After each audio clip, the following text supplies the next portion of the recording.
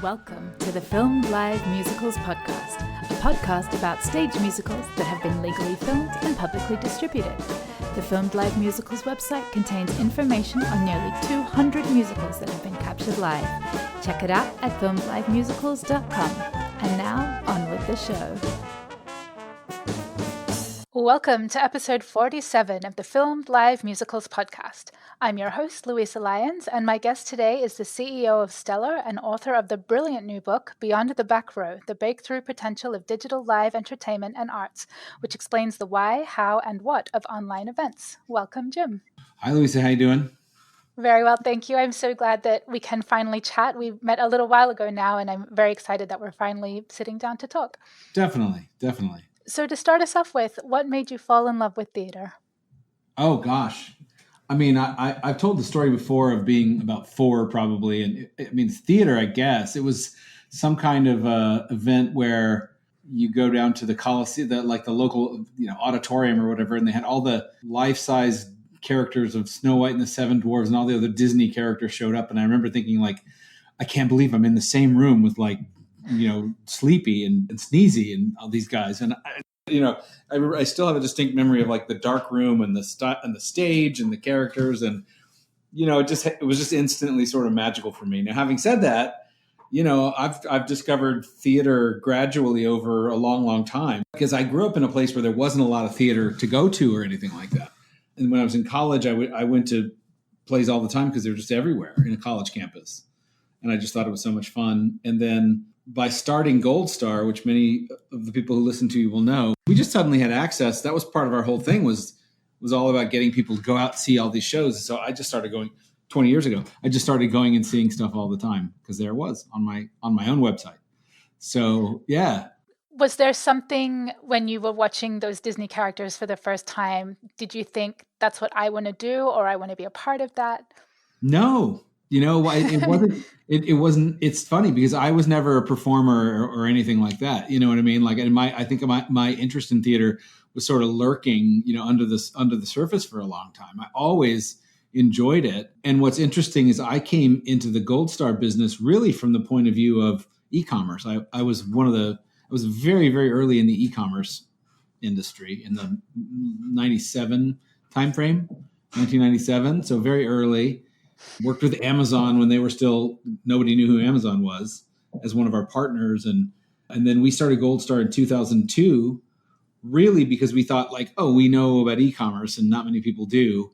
And boy, there's really an opportunity in terms of getting people out to shows more, and that was really it. So I came into the business knowing no one, really, not really knowing the business, but knowing the e-commerce part of it, which was kind of a contribution that we made, because nobody in the industry had those sort of skills at the time. And so it made a big difference. Yeah, you bought tickets by calling the theater or going in person to the theater. That's right. It's funny when you see a poster for a concert or a theater production from before a certain point and it's just a phone number on there. This is before about 2000. This is from just before. In the olden days. That's right. The before times. That's right. When you went to college, what did you study? I studied English. So, I was oriented toward literature and that kind of thing in college. But I don't know. I never had the urge to be a performer. I don't know why. Oh, I was in a band. I had a band. So I had an urge to be a rock star. That was my main thing. As a guitarist or a singer or both? Both, yeah. But I'm a better singer than a guitar player. My goal was to be able to play guitar well enough that I could hold a guitar while I was playing, and not just hold it. Actually play. And as an English major myself, I understand the circuitous ways that you end up, where you end up after doing an English degree. I actually think it's great. I think it's a great degree. I agree. And I'll tell you why. I at least the way that when I went through the program, the emphasis was on understanding complex written material, which happened to be literature, and then very clearly and concisely explaining something novel about that literature. So we did a ton of writing, and the writing was evaluated by, do you have something to say, and are you explaining it in a way that a reader is going to get what you're trying to communicate, and you can kind of support and articulate your point of view. And so I think those are skills. I've met a lot of people. Actually, there are a lot of people in the ticketing world, for example. Sean Moriarty, who lives here in Pasadena, was the CEO of Ticketmaster. He was an English major in college. My co-founder at Goldstar, Robert Graff, was an English major in college. So I think there's really, at least if it's taught the way it was taught to me, I think it's really valuable. Couldn't agree more. I know for myself, not just writing, but analysis and being able to access lots of different points of view and lots of different voices. It's so vital. Definitely. And under taught at this point, I would say. Yes. But yeah. English majors of the theater world unite. So how did you get from being an English major into working in e-commerce? Well, let's see. My first job out of college was teaching English in Japan. So I went to Japan for 2.5 years, which was just fun thing to do, a great post-college job. And then I came back to the US and moved to California, and I kind of just looked around. And I didn't go to e-commerce right away, but I mean, like, part of it was I was just looking around, like, what's growing, what's the future about? That's why I moved to California, because that's where the future generally gets built. And so worked for a high growth restaurant concept for a couple of years, which was really cutting edge and cool. And then left there. I was in business school, full-time MBA program when I left there. And it was 1997, and I was like, what is the thing that's coming? And there's this thing called the internet, and I think it's going to be big. And, it's really funny because in my business school class in 1997, there were 60 of us in the group. And there were 2 people who worked in the internet at that time in my class of 60. And I said, like, I want to get into the internet. Like, how do you do it? And they were like, oh yeah, well, here's the community, and let me introduce you to a few people and stuff like that. And I bet the number is a lot higher than that today. And it was a lot higher by the time we graduated in 1999. It was a lot higher. But so it was a wide open field, and it was one of these things where, again, the whole set of skills around explaining something, understanding something fundamentally from the ground up, it was a wide open. I think anytime there's a wide open new field, as long as it doesn't require massive technical knowledge, your skills in being able to communicate and analyze and think clearly are always going to be useful. So, and that was the dawn of the internet as a business. It was in that era. So, what an exciting time to be a part of that. It was like the Wild West of yeah, it really was. Tech. Yeah, it definitely was. And it's funny because there's always things like that. I mean, there's so many things. And it's funny because we're in one of those now with online events, and it feels about the way that it did at the beginning of this, which is that you have a lot of people who just don't see it yet. I mean, I'm telling you, in 1997, I was saying e-commerce is going to be enormous. And a lot of people were like, I don't get it. And I said, well, what part don't you get? You know what I mean? I don't get it. And then, people are never going to buy things online. People were convinced that people would never buy clothes online, for example. Yeah. Well, because you need to try it on. You need to see how it feels. Now. Yeah, right. Now, not really. So it's so extraordinary. I remember when I was young, there was this exhibition at the Powerhouse Museum in Sydney, and it was called Beyond 2000 and what the future would look like. Yeah. It had imaginary touchscreen computers. Like, they didn't really exist yet, but they talked about how one day we would have touchscreen computers in our fridge, and like we would be able to, order things from the fridge and they would come to our house. But this idea, like how quickly that happened, and that we are holding computers vastly more powerful than that in our pockets every single day, and how rapidly that has happened in my own lifetime. Yeah. It's quite extraordinary to be witness to it. That's a good object lesson too, because the whole thing of like your fridge will be the place where you order the milk or whatever, that didn't happen. And the reason that it didn't happen is because it doesn't really make any sense if you have a phone, right? If you have a mobile device the way we understand them. It's really interesting to think about, like, of all the things that people thought or dreamed about the future, nobody envisioned a smartphone until it took a form, that people could see. And it was like, oh, well, that's obvious, So, but you got to try. You got to start somewhere. It's like, okay, well, there's a fridge and you can order the thing. Yeah, absolutely. That could have happened. And in fact, I think those got built, but people were like, nah, I'm good. I'll just, nah. I don't want a smart fridge. No, not really. I just wanted to keep my stuff cool. Yeah.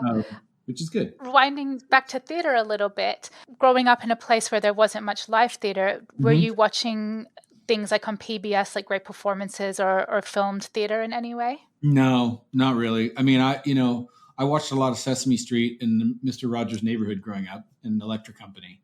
And I think I'm not really joking. I mean, I think in some ways, especially if you watch Electric Company, you probably, I don't know if you know what Electric Company is.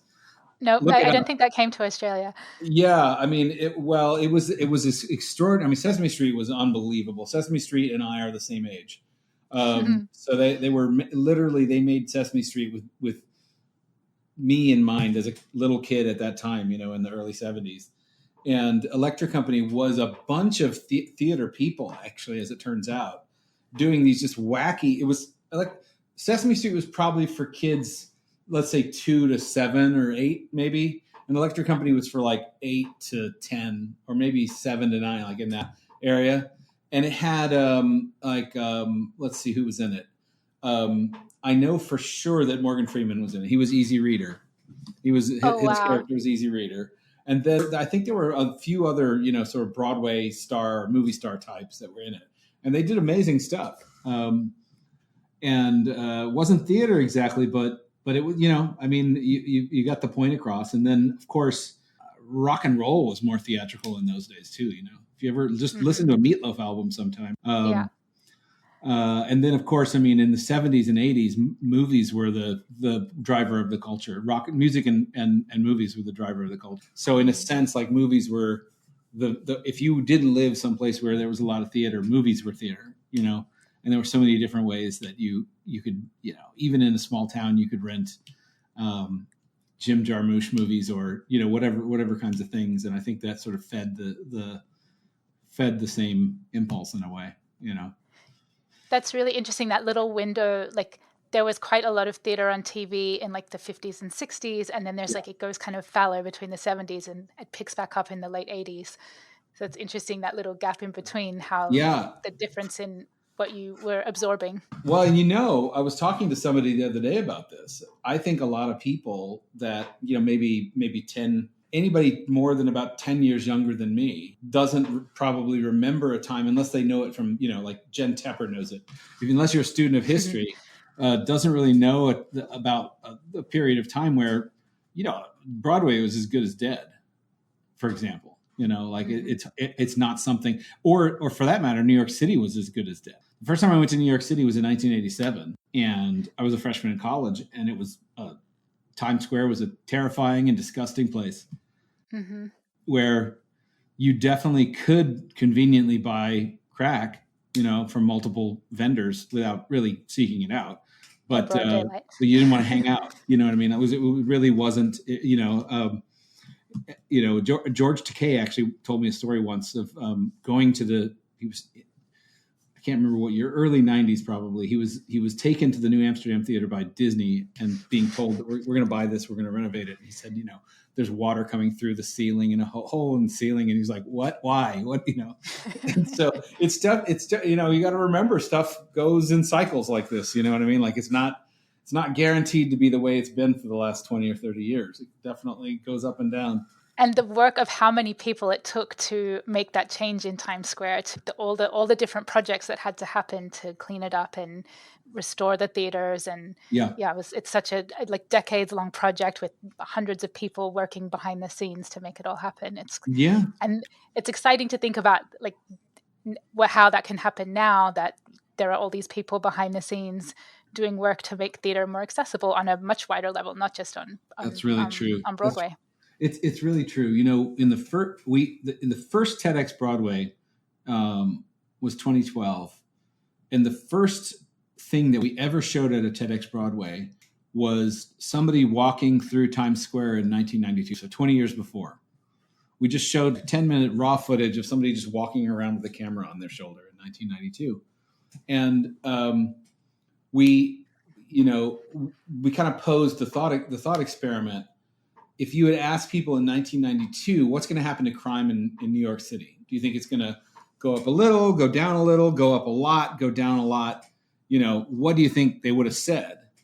And if you had said, hey, how many people think it's going to go down 85% between 1992 and 2012? How many people do you think out of 100 would have raised their hand and said, yeah, I think it's going to go down 85%? Yeah. Not many, probably, right? Probably very few, many. Yeah. That's actually what happened. That's actually what happened. And that's the environment that people take for granted. I mean, it's maybe a little tiny bit worse now, but it's nothing like it was, right? And so the point of that is to say the way that people think about change is often so wrong. They think that like nothing will change at all, or that things will change, in a very gradual way, but more or less be continuous with today. And, you don't have to look very far in any direction, the past to the present, and say like, no, that just suddenly changed a lot, or it just changed kind of fundamentally from where it was, for the better or for the worse sometimes, but it's a human impulse to kind of think like everything's going to kind of continue to be the way it is now, even though we know that's not true. Yeah. And be very afraid of anything that's new and different. Well, not everybody. Some people, people can't wait, right? Like some people are like, it's like, yeah. So let's go back a little bit. Well, back to come forward. So you started Goldstar as a e-commerce ticketing business, and then fast forward to 2020, and March happens. Talk that pivot to creating Stellar. Yeah, so I think anybody in the industry will always remember, the week of March 9th that year. It was just a head spinning, And actually, what's funny about it is I had been thinking about it for a while. Like I had been kind of thinking, like, okay, what's going to happen? And we had I think sometime in January, I asked the customer service team at Goldstar to start logging every time we got a question about coronavirus. I don't think anyone was saying the word COVID at the time. Every time you get something, just tally it, and then I'll get a report at the end of the night. And for weeks it was none. It was like one a week kind of thing. Even though it was kind of obvious that like something's happening. And I was like, well, no, I don't, I mean, I don't know what to think about this. And then along about the middle of February, we were starting to get sort of one a day, steadily, and then 2, and then 4, and then 8. And then I was like, oh, I know what this is. This is an exponential curve. This is a curve that grows in exactly the same shape as a virus. And, of course, within a couple of weeks, it was the only question, right? So I think what I had, it's kind of like I had it's like if you're driving in a car and you see like, oh crap, I'm going to crash into the wall or whatever. Like I had a few seconds, to prepare for the fact that we were in a crash, and didn't help much. But the thing there was, it was instantly obvious to me once we just lost control of the virus, in this country, that it was which was never not going to be the case, but that it wasn't going to be fast. That, I can't tell you how many people I talked to who would say things like, oh, we'll definitely be back by July. Like July. I'm like, I'd say, I mean, even at the beginning, it was like, we'll be back in April. See you in 2 weeks. Like it was it was crazy. I would say to people, like, what makes you think that's going to happen? Like, what events are you picturing in your head that lead to we're back in July? Like, what could possibly happen short of just a miracle, supernatural miracle? And people are like, I don't know, it just seems like a long time. I'm like, it's not going to happen. So we knew that whatever we did, we had to look long term. It was a long term problem, and long term, what we did was we mapped out scenarios, a sort of optimistic, middle, and pessimistic scenario. when the industry would sort of return. And even our optimistic one was sort of like 2020 was lost. There's no way. Maybe by the end of 2020, there'd be some advanced sales that could be made for 2021, but that was our best case scenario. And so, our number one concern was, keep the company together, take care of our people, take care of our partners, meaning like all the venues all of a sudden were in the exact same position we were in, but with less flexibility because they kind of like they're a venue or they're a producer. This is what they do. And so we did everything we could just to keep, body and soul together for everybody. We kept everybody on insurance, and we did a small layoff, but we did larger, furloughs, and the executives took big pay cuts and that kind of thing. And over the course of the first couple of months, we were just dealing with, oh my gosh, just canceling so many shows, just canceling and refunding tickets, and trying to convince customers to take credit instead of cash, and that they mostly did. By the way, customers really stepped up, and and they're still to this day using the credits and we gave them bonuses on their money and stuff. And in May of that year, we had gone through a pretty thorough analysis of like, well, what are our options here? And it had become evident to me that some people were taking online shows seriously and trying to do them well and trying to do them in a way that was worth people paying for, and they were having success with that. And so we committed to building Stellar in May of 2020. And what we were trying to build was not a stopgap to get people through the pandemic or something kind of halfway, half done, sort of a scotch tape and model glue type of thing, but a real platform, like a true, highly professional platform that would allow people to ticket and stream great live shows, professional people to ticket and stream great live shows. And we had a lot of experience with that, right? I mean, like we for 20 years built products that thousands and thousands of producers and venues use to sell tickets. And so we knew a little bit about how to do that. And so by late summer, we were in beta on that. By October, we unveiled Stellar at the finale of the show at the Geffen called The Present, the finale of The Present. I don't know if with Helder Guimaras, who's a great illusionist, and now has a show in South Pasadena, so go see it. And we had, I think, 8,000 people watch that show and had a great time with that. And then in December, we did the Jagged Live concert with Eva and Arvind and Vivek and that whole team and the cast, which we had 20,000 people watching that. And so, it was kind of like on, you know what I mean? Game on.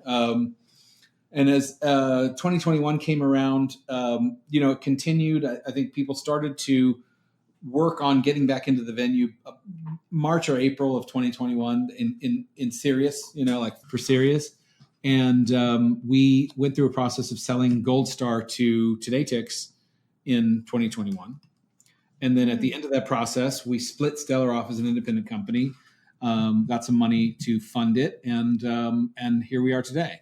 So now we're out there trying to help people who see the opportunity in theater, in music, in other performing arts, in really any field where they understand that of all the terrible things that happened as a result of the pandemic in the live entertainment business, the one real upside was the people's eyes were open to the strength and the power of digital tools of various kinds, not least of which is actually having shows that are available for people to watch online, as opposed to only being able to see it in the theater.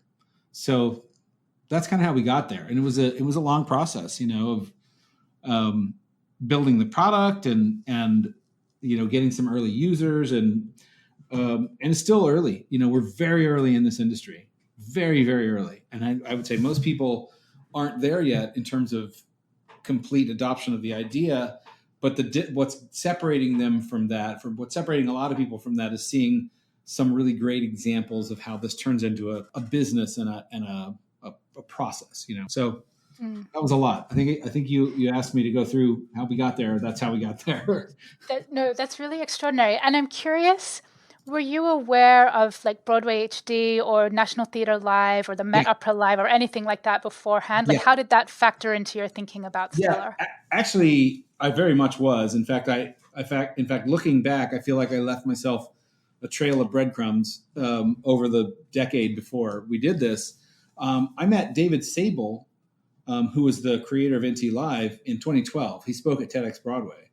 And I was fascinated by what they were doing, which was a little different because it was theater-based or movie theater-based, cinema-based, I should say, at the time.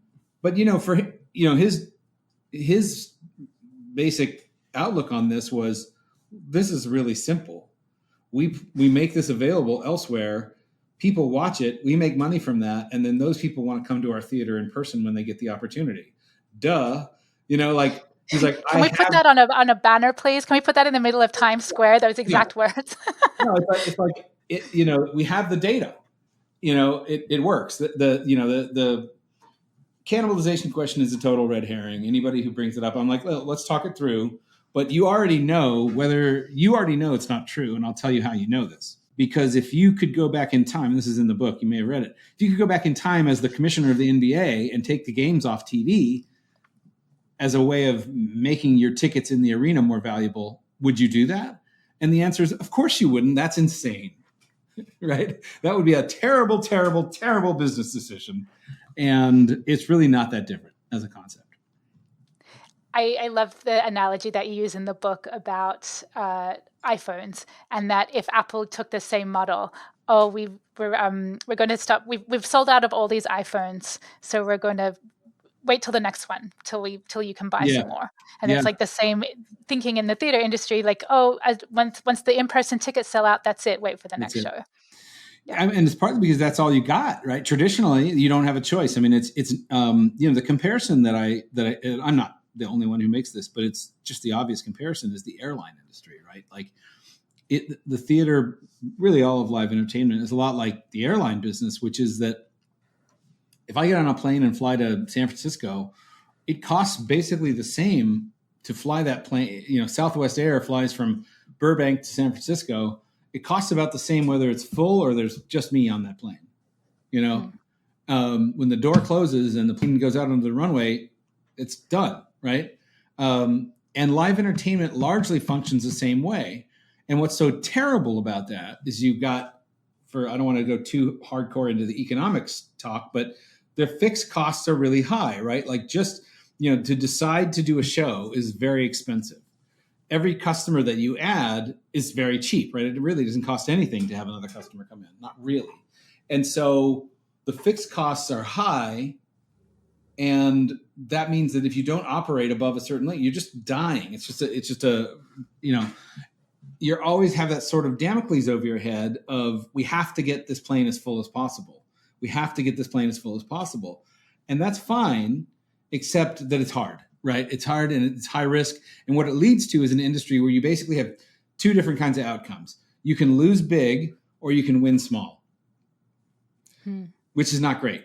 Right? Like you'd rather have it be the other way where your two trades are lose small or win big, right? And the only way that you really win big in the live entertainment business is to win big again and again, or win small again and again and again and again and again and again and again, right? So Hamilton's an example of a business model that wins small every night, and it adds up, right? But that's hard, and that's why the business model's a little out of whack. When you use the leverage of being able to build an audience all over the world, you can actually basically just destroy those dynamics, and you set it up to where if you just have a much higher likelihood of being able to win in any given time, right? So if you care about the show or the organization or the cause, or if you care about access, or if you care about people just being able to enjoy what it is that you're doing, just a big step in the right direction. Absolutely. Yeah. And you mentioned the red herring idea of cannibalization. Yeah. And some of the other fears that you mentioned in the book are that it's not the same as in person, doesn't matter, and it's expensive to film. But some of the other questions I had were, what is your sense of what the unions, what their role is in either preventing or aiding filming theater, and also how we address bootlegging? Well, let's start with the unions. I think that you've got a very different situation with unions in different places. And by far the worst is in New York. So right now, I would say, and I'm not an expert on this, but I have been looking at it pretty closely over the last few months. Right now, there's some work to do in making those contracts make sense, because the way they work is there's too much of a kind of upfront payout that has to go to unions. It basically makes doing something on Broadway not really viable right now. Now, bear in mind, there's a lot of people that I hear who have this instinct that it's expensive or it's prohibitively expensive to do a show on Broadway, online and make it available. That's true, but only because of the union buyouts at this point. Otherwise, you can do a very good production and marketing budget and everything else with an expectation that you could make money up to and including like lots of money.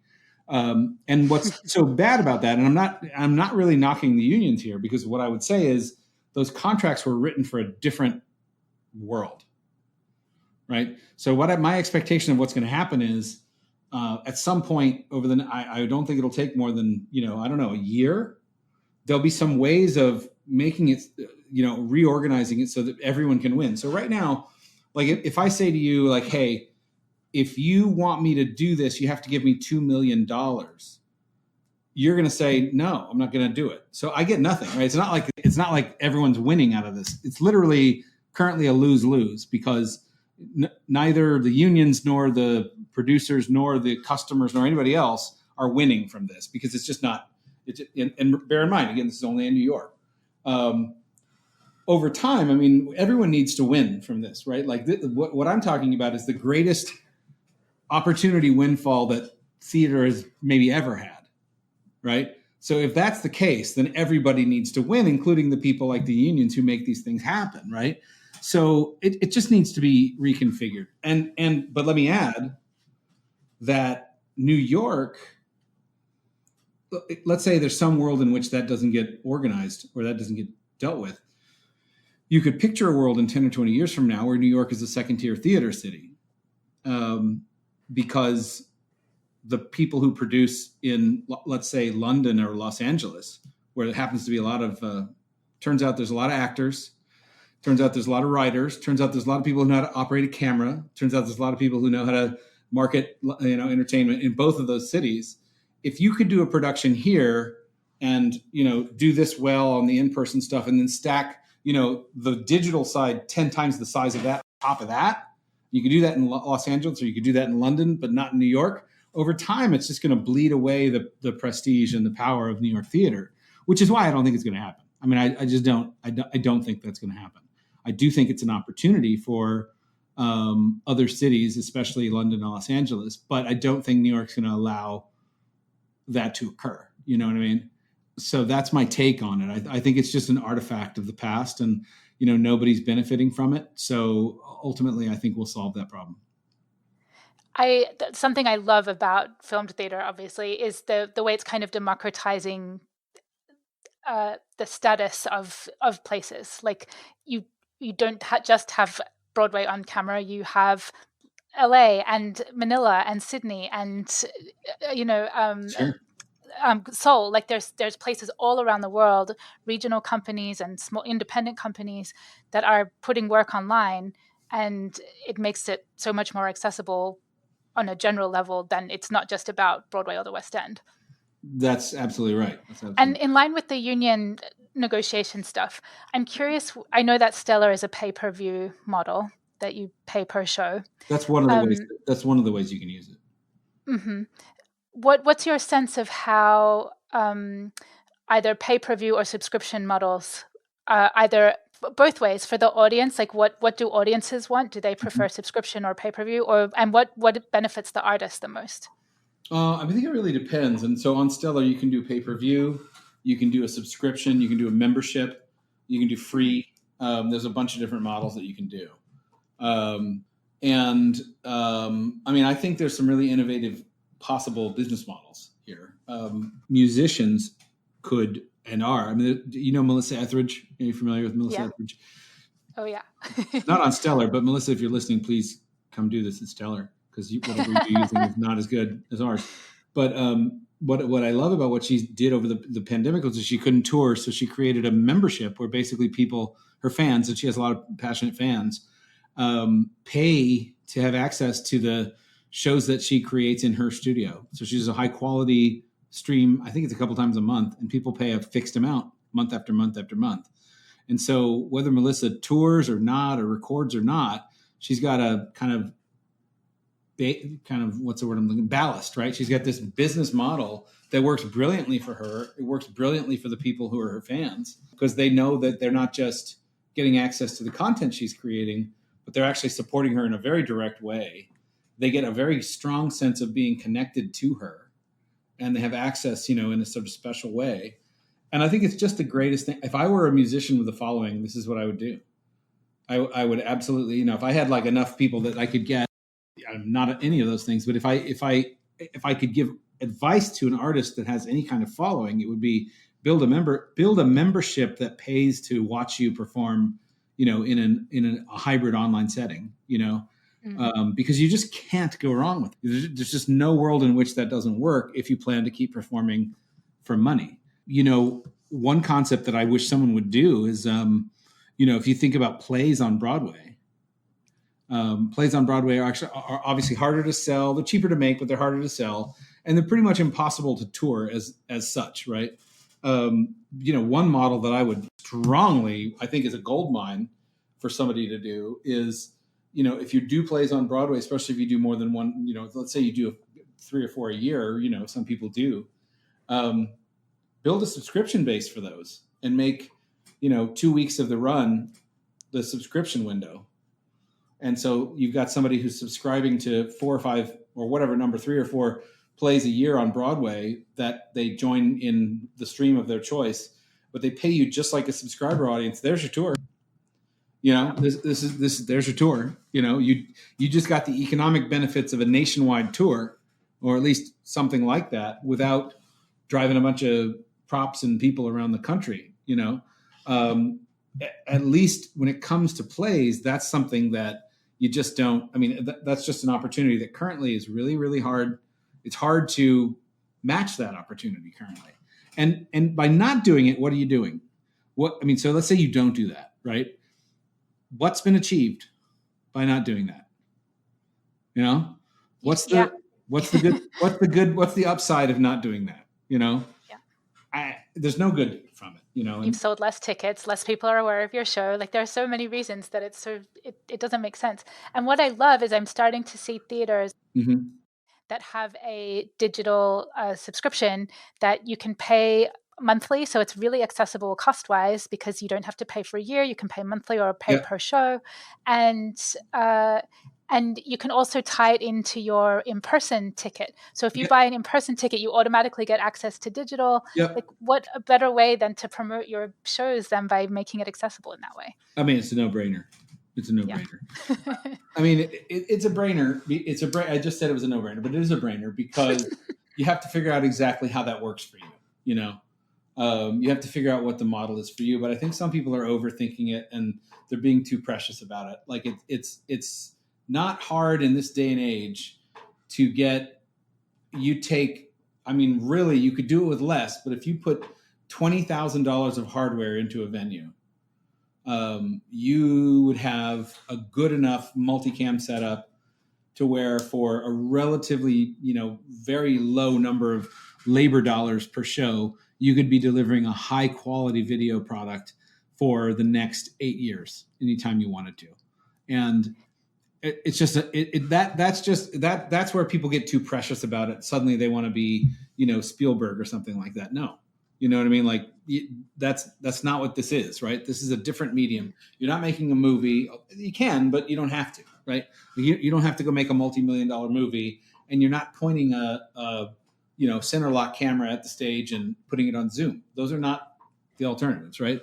There's a lot of ways to deliver great live shows with maybe 3 or 4 relatively inexpensive but highly capable cameras that you set up. You get a switching board. You get somebody with that's sort of the director. By the way, there's a lot of 30-year-olds who know how to do this, because they do it on Twitch every night. You know what I mean? it's not that complicated. You know, there's a lot of artistic choices and business choices to be made. Make them. Go through and make them. You know what I mean? Like, this is not that hard. It's just a thing, and it opens up a world of possibilities. I have so many questions. Okay. Going back to very briefly, I want to touch on bootlegs. So people put their content online in some way, and I know a lot of people are very scared of their work being stolen, or people copying the video and keeping it for themselves. What are your thoughts on that? Yeah, I mean, I don't hear this one much anymore because I think like the horse is out of the barn on every form of content when it comes. If you think that, you know, like a shoulder mounted or a button hook mounted grab of a whatever, I guess you're talking about somebody ripping it from the screen. Yeah, that's what I mean. I mean, I understand the emotional reaction to that. You feel like you've been, violated or whatever, but what's the right way to put this? The first thing I would say is if someone is bootlegging your show, it's a compliment because it means someone cares. The biggest problem that theater has, and I'm serious, the biggest problem that theater has is not enough people care about any of it. And that's something that theater people really need to step out of the bubble and understand sometimes. Is the biggest problem is there's all these people that are interested in theater, and then there's all these other people that could be interested in theater, but they don't even know what's going on. They don't even know it exists, So there's sort of primary. Here's how I would put it: there's sort of primary, or what is it? First order and second order problems, right? There is a second order problem of somebody stole my thing, and I should have gotten paid for that, but I didn't. But the first order problem is no one cares.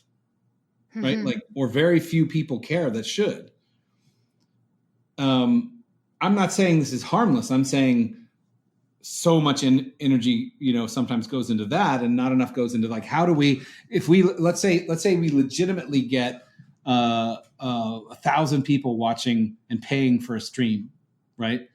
And we get 15, 20 people watching a bootleg, which will degrade in quality, by the way. It won't be perfect. And by the way, all the apparatus that outside the rectangle that has the content on it is crappy, right? Like everything else about the experience is terrible, right? Compared to what you get if you use a service like Stellar, where it is a beautiful experience of watching the show, right? You're communicating with other people. It's live. It's all this good stuff, right? You're watching you're watching something crummy, after the fact. But let's say that happens and 15 or 20 people watch that. Well, you still won, right? Like you've still got this massive, massive win. And that comes like anything, right? Like it's like the yin and the yang. The white side has a black dot in it, and the black side has a white dot in it, right? There's a little bit. That's just being realistic about life. But I don't actually think it's a big problem, because the question is, did you do better with the show? Right? By whatever you want to define that. Did more people see it? Did you make more money? And if the answer is like yes, in a strong way, it's kind of, like literally think about Hollywood, right? There's bootlegging of Hollywood stuff. What are you going to do? It hasn't gone anywhere yet. Like, it's a sign that someone cares enough, right? The problem is like, why wouldn't people bootleg more? Because they just don't care enough, or they don't know, right? Like this is the thing that theater artists should be thinking about more. It's like, what if we assume that everyone is interested in theater just for the sake of argument, rather than thinking like we've got this audience and like, let's make it a little bit bigger.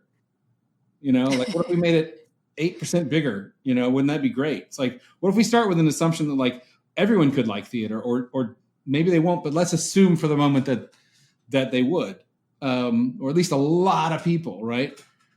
Think that way, and you won't worry as much about the bootleg because it doesn't damage what you're doing. You know what I mean? Yeah. It just doesn't damage what you're doing.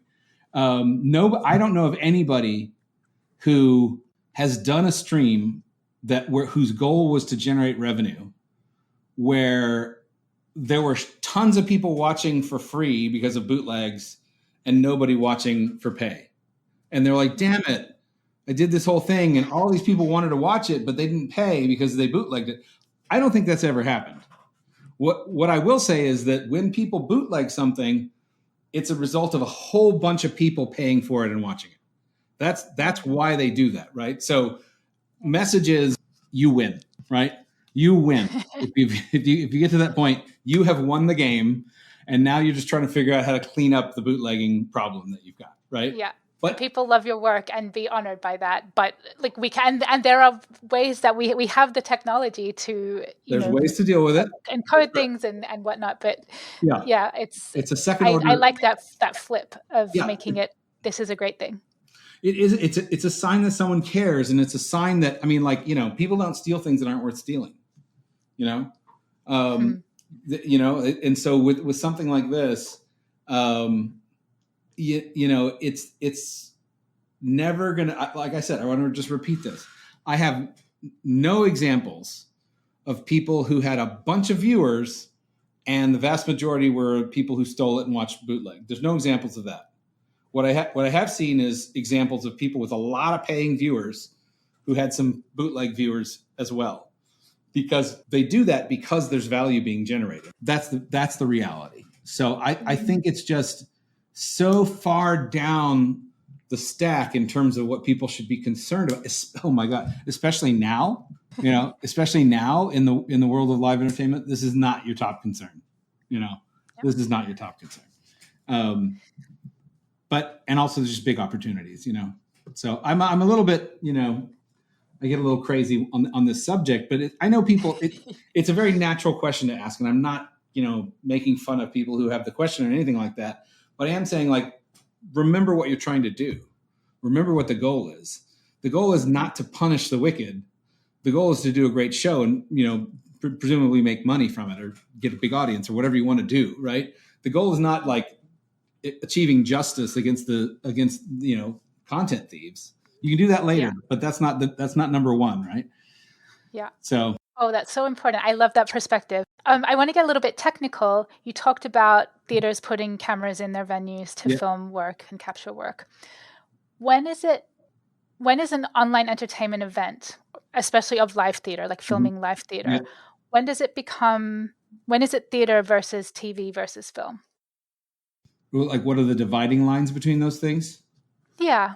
So, like, we filmed Hamilton, and there's different models we can use. Like, there's live streams where it's like happening in the moment. We watch it real time, like Jagged Little Pill.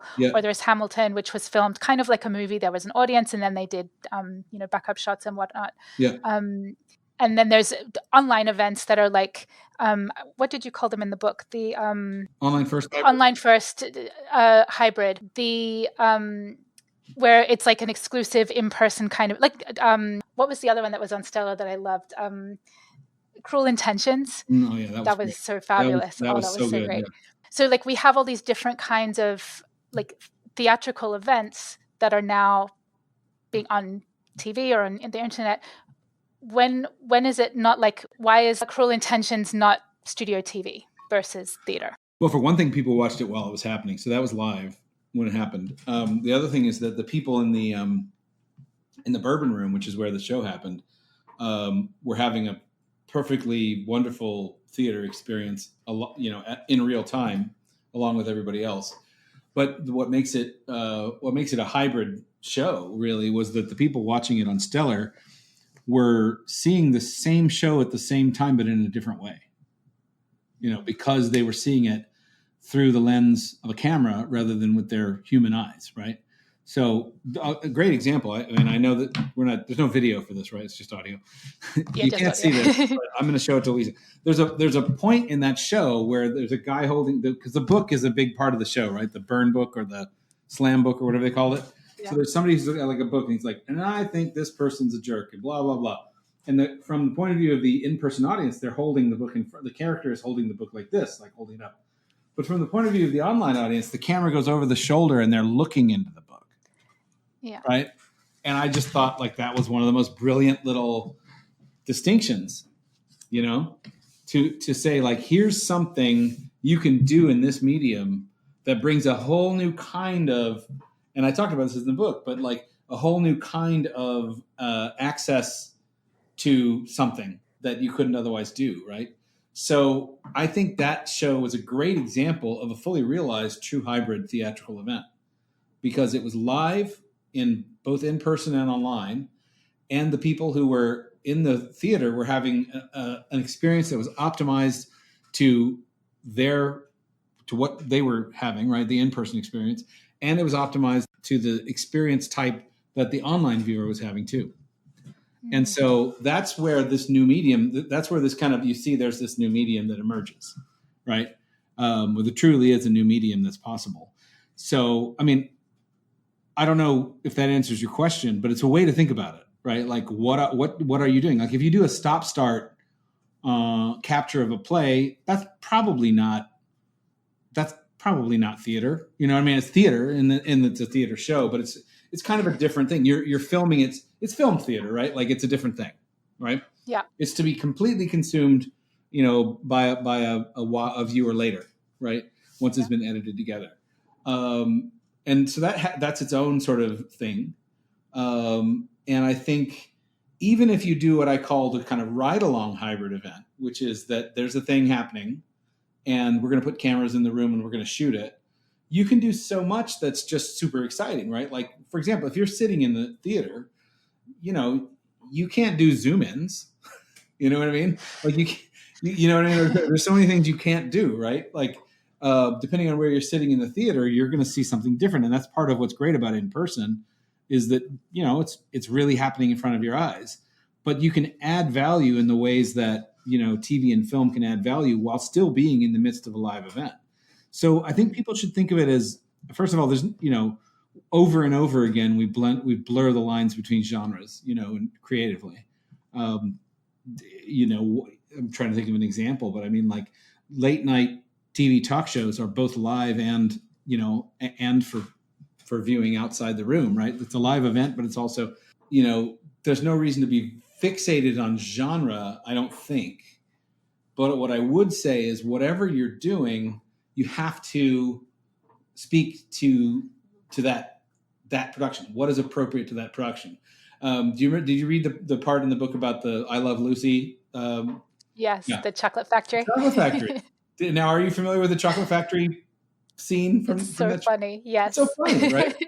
and the example there, and that was in 1952. So TV really was very, very new, And part of the reason that Lucy and Desi did so well was because they thought in the language of television, even though they had been radio stars, and there were radio stars that could make the leap, and there were radio stars that could not make the leap. And that scene where Lucy and Ethel are trying to get the chocolate through, which is hilarious. There's no way you could do that scene on the radio. You know what I mean? Like it just wouldn't. Yeah. So they were, even though it was only, I think 2 years after they moved from radio to TV, they were already thinking in terms of TV rather than thinking in terms of radio on TV. And I think that's exactly the same mandate now, and Cruel Intentions was actually a brilliant example of this, an absolutely brilliant example of thinking in terms of a true hybrid event where you're having a great theater experience if you were in the room, and you were having a great live theater experience if you were watching on Stellar. And I think that social media, like TikTok and Facebook Live, like all of those kinds of things, are starting to creep into that too. Like I remember An American in Paris, when it was still on Broadway, did this Facebook Live event like at the end of Act 1 and into intermission. And it was really fun because they took us behind the scene. Like we went backstage and they showed us costume changes and like, I think it was Leslie and Cope, like, led the live stream and talked through the process of being in the show. And it was so thrilling as an audience member at home to be able to go behind the scenes like that. And I think the more that live theater captures can incorporate that kind of thing, give us extra than what we could normally do when we walk into, the theater. That's where the excitement is. It's absolutely, I couldn't agree with you more. I think people have tended to underestimate the importance of live when it comes to streaming.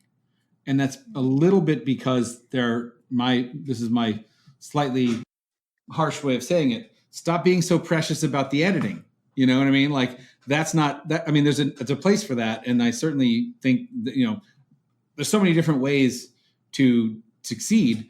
But one of the things is like, it's not about the nth level of polish on the show.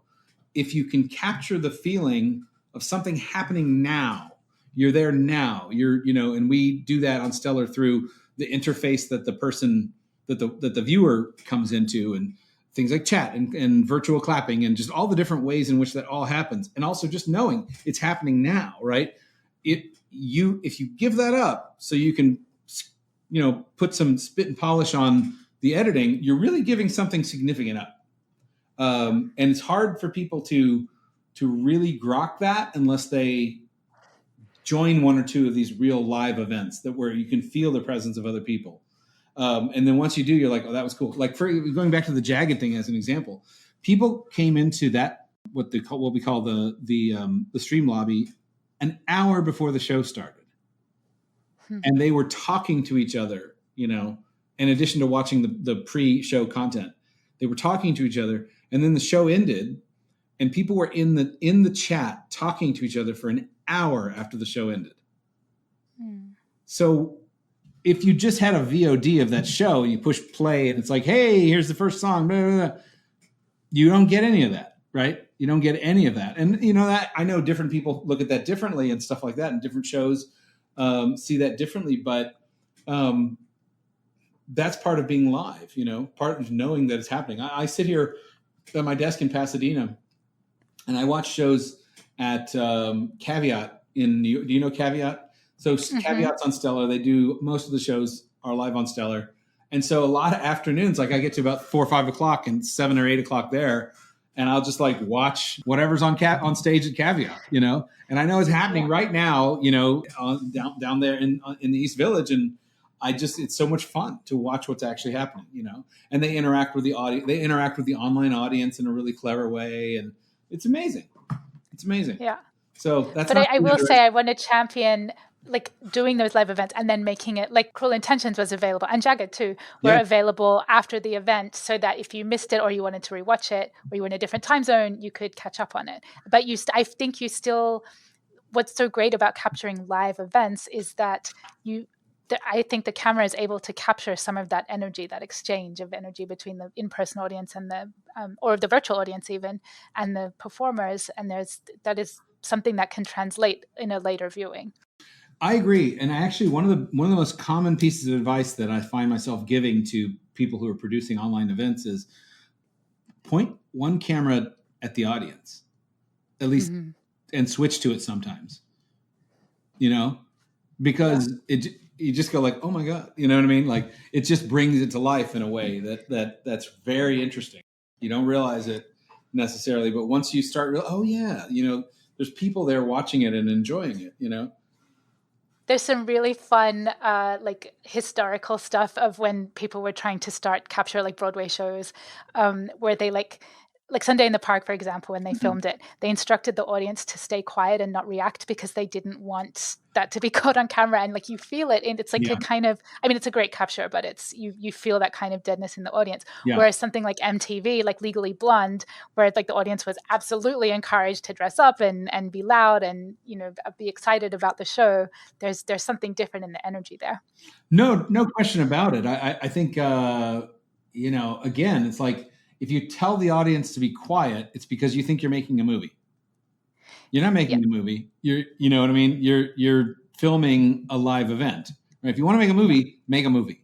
It's that you're not doing radio, you're doing TV. Stop it. So yeah, but I think you have to get your head around that. That takes time. Yeah. I know we're getting a little over time here, but I want to touch on one more thing from the book, and then have my round of favorite questions. Okay. But you mentioned in the book the success of the group BTS in Korea, the K-pop group, selling like over 900,000 tickets for one event in October 2020, and creating the revenue and audience equivalent in 90 minutes what they would have done in a year-long tour or whatever. Yeah. What is your sense of how this is all playing out overseas, outside of the US? Yeah, so the success of BTS and other K-pop bands online has just continued and grown. I like to think they're living in our future a little bit, but essentially, when it comes to K-pop, at this point, the model has really inverted in the way that I expect that it's going to invert everywhere, which is that the revenue and audience of the online part is just immense compared to the revenue and audience of the in-person part. The in-person thing is very important because we're not talking about chucking out the in-person thing and just doing, studio shoots or something. We're talking about events that you can participate in a couple of different ways, right? There was a BTS.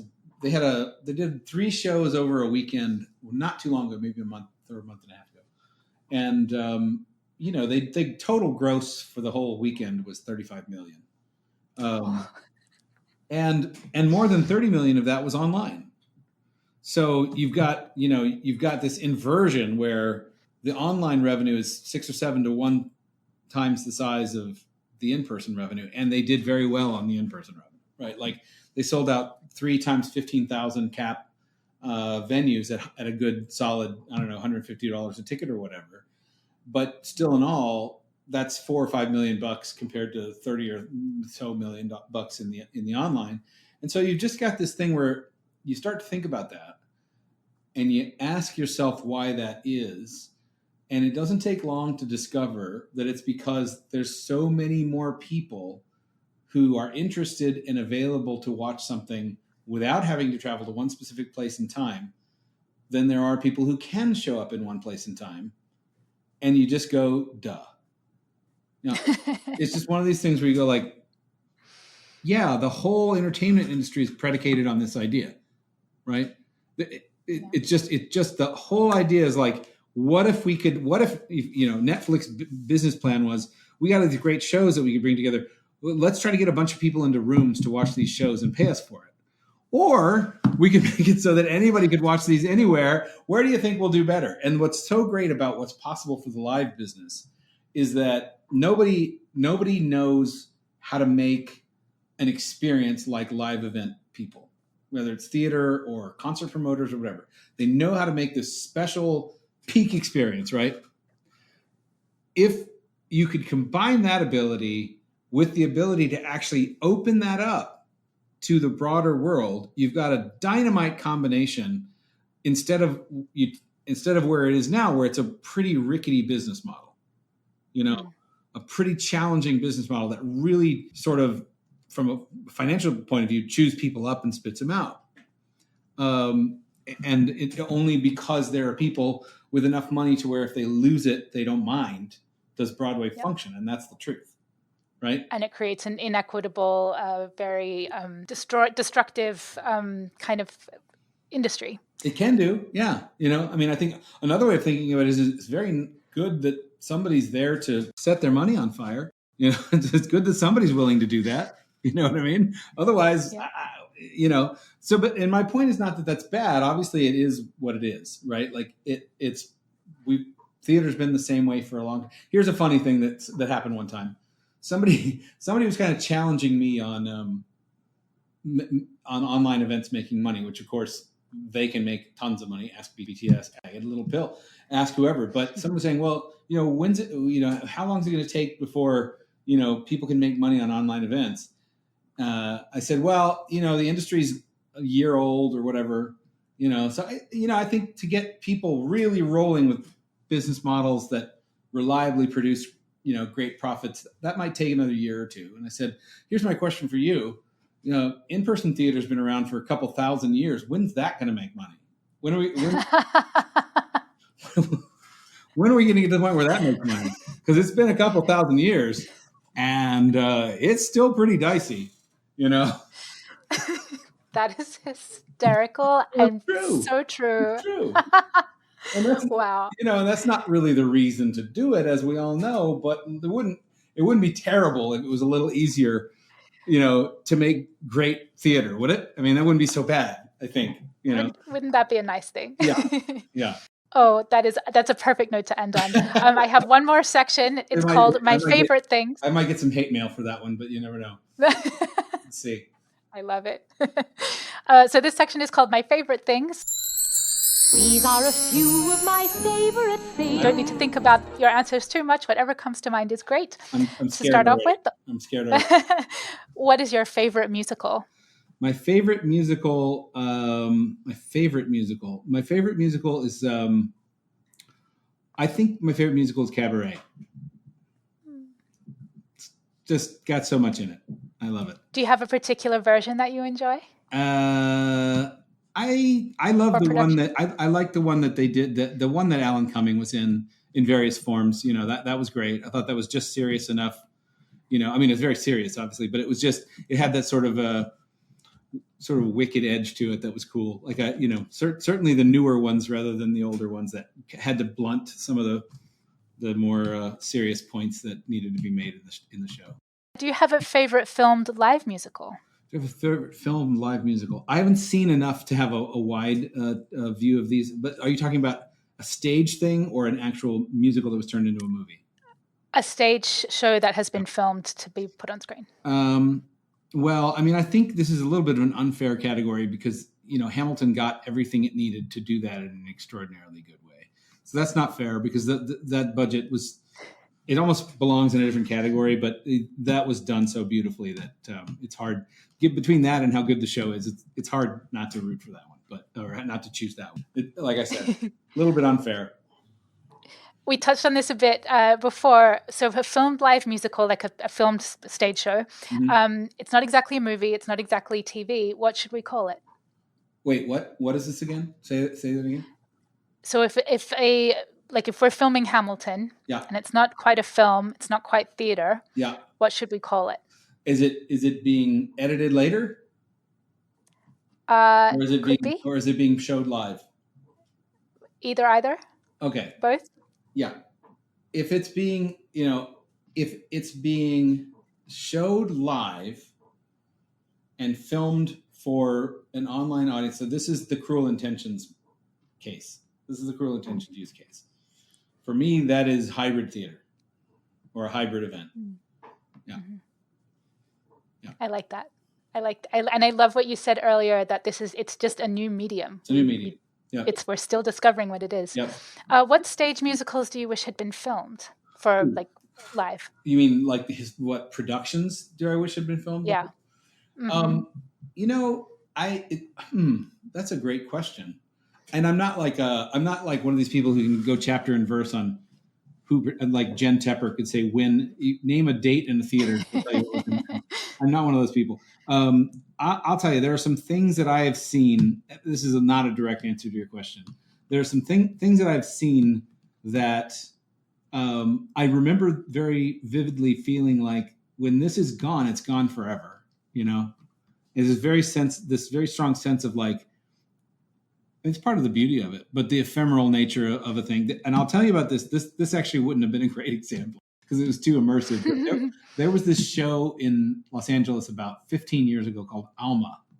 And it was this crazy immersive show about Alma Mahler, who was married to Mahler, and she was married to all these the three different famous, men. And they did it in the Los Angeles Theater, which was this tumble down old movie palace. And there were three Almas in the cast, and they walked all over the venue, and the things just happened, And I went to it, I think 4 or 5 times, and every time it was completely different. It was sort of Sleep No More before Sleep No More, with the exception that, like, at one point I got on a bus, and the bus drove away. So we were driving around the city on a bus in this show, and brave in LA traffic. Yeah, and we ate dinner in the middle of it at a funeral in the middle of it. And this wouldn't have been a great example because of the way the show was, but I remember thinking like, this is going to be gone. Like this will just be like a memory for a few thousand people. You know what I mean? And that's part of it, I guess. I guess that's part. In a way, it's the sort of like the cherry blossoms in Japan or something. They're here and they're gone. But on the other hand, I felt a real loss about that. You know what I mean? So it's definitely the case. I'll tell you, actually, I'll give you an example of something that I wish that I'm on the board of the Pasadena Playhouse, which is through that wall, basically, the wall behind me, on the other, just like 100 feet away, Playhouse. I wish that there was some record of our version of Ragtime from 2019. That was amazing. Yeah, I wish there was a good shot of that. That was a great show. Oh, yes, please. Yeah. What I would give. Such a good show. What would you like to see filmed in the future? Well, if by filmed you mean, made available live and then made available as a VOD, my answer is everything. Like, it's just like, this should be a standard operating procedure for anybody who's serious. Let me add this. This is another thing where I might get some hate mail. But if you hear anybody in this space talk about access, or if they've spent some of their life talking about access, and then they're lukewarm or negative on digital, you know that person was never serious about access. And because there's never been an access tool like digital in all its different forms. And if you don't see that, I don't know what you mean by access. I don't know what you mean by access. Like, it's obviously, if you think that, whether it's getting access to the material or giving people a kind of runway or pathway into being an attendee of live theater, the best thing you could possibly do, if you can't get every single person to a theater, is give them the content that builds that desire, right? Again, I go back to the sports analogy, where if I talk to you, even if you're not a sports fan, I can easily explain to you that what do you think is the effect of being able to watch basketball on TV? Do you think it makes kids more or less interested in playing basketball, watching basketball, buying basketball merchandise, whatever part of it you want? Like, what is the impact of that? If you think that it makes people want basketball less, I would love to hear your logic on that, because it just doesn't make any sense. Yeah. There are tens of millions of fans of basketball in China, in Korea, in Africa, in Europe, whatever, that will never see a game in person. Never see a game in person. And it doesn't matter, because if they have ways of being a fan, being a participant, being a customer, being a supporter, whatever it is, you got to give them more ways. In right now in theater, we basically give people one way of being a customer and a fan and a supporter, which is buy a ticket and come into the venue at a given time and place. That's it. So no wonder there's challenges in audience development, because it's really, really hard. It's a product that's very hard to buy.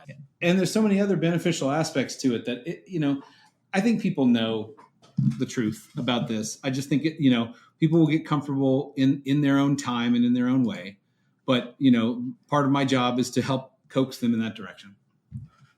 That's a perfect note to end on. And for an amazing summary of everything that we've talked about today, with much more beyond that, please take a look at Beyond the Back Row. I'll have links in the show notes. It is, I truly think it should be required reading for every theater person on the planet. Excellent. All right. Final question. Where can we find you online? Anywhere, really. If you're interested in doing a show on Stellar, go to workwithstellar.com. I'm on Twitter a little bit. I don't do that much on Twitter, but Goldstar Jim is my handle there. Still Goldstar Jim.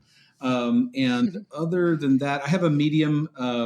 I put things on Medium about this subject once or twice a month, so that content comes out there. And I don't know, I'm easy to find.